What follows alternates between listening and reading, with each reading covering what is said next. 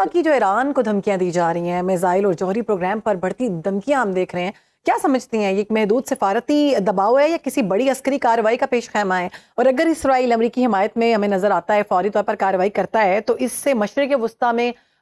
کون کون سے خطرات بڑھتے ہوئے دکھائی دے رہے ہیں؟ اسرائیل جو امریکہ وایا اسرائیل جو ہے وہ ایران پہ حملہ کرے گا، یہ تو 2-3 مہینے پہلے سے یہ بات ہو رہی ہے، اور جی تھنک ٹینک اس پہ ریسرچ پیپر بھی لکھ رہے ہیں اور یہ باقاعدہ کہہ رہے ہیں کہ جی ایسا ہونا ہے۔ اب یہ کب ہونا ہے، آف کورس اس کی کوئی ٹائم لائن کسی کے پاس نہیں ہے، مگر سمجھنے میں یہ آ رہا ہے کہ جو ترکی ہے وہ بھی ایران کی طرف جو ہے اس کی بھی رقابت جو ہے وہ بڑھتی جا رہی ہے، تو قربت جو ہے وہ بڑھتی جا رہی ہے، تو وہ اس بڑھتی ہوئی قربتوں کی وجہ سے اس عمل میں تھوڑا سی تیزی آ سکتی ہے، کیونکہ ابھی ان آفیشیلی خبر ہے کہ طیب اردوان جو ہیں وہ ایران کا دورہ کرنے لگے ہیں، اور وہاں پہ وہ آف کورس آیت اللہ خامنائی سے بھی ملیں گے، اور ساتھ میں طیب اردوان جو ہیں وہ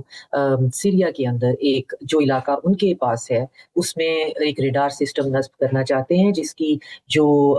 انفارمیشن ہے وہ ایران کے ساتھ شیئر کرنے کے لیے تیار ہیں۔ تو چیزیں جو ہیں وہ بہت ڈرامیٹیکلی انفولڈ ہو رہی ہیں، چیزیں یہ پوری ایسا لگتا ہے یہ جو دہائیاں ہیں 10-15 ایئرز، یہ ایکسپوزے کا ٹائم ہے، جو چیزیں کبھی ہمارے سامنے نہیں آئی تھیں، گلف کی دراڑیں کبھی ہمارے سامنے نہیں آئی وہ تھیں، سامنے کھل آ کر ہمارے سامنے آ رہی ہے، کون کس ملک کے پیچھے ہے، کون کس کا ساتھ دے رہا ہے، کون جو ہے وہ ہپوکریٹ ہے، کون وہ اس طرح سے ہمیں کچھ کرنا ہی نہیں پڑ رہا، چیزیں اس طرح سے ہمارے سامنے آ رہی ہیں۔ تو ایران پہ اٹیک کے بارے میں تمام جو ڈیفینس اینالسٹ ہیں وہ متفق ہیں کہ ہونے کے چانسز ہیں، اگر ہوتے ہیں تو آف کورس پھر خطے کے اندر بہت پرابلم ہوگا، اور امریکہ کو پھر کائنیٹیکلی اس وار میں کودنا پڑے گا، اسرائیل کے بس کی بات نہیں ہے اس جنگ کو جیتنا، تو پھر امریکہ کے ساتھ نیٹو میں کون شامل ہوگا، ترکی تو آلریڈی جو ہے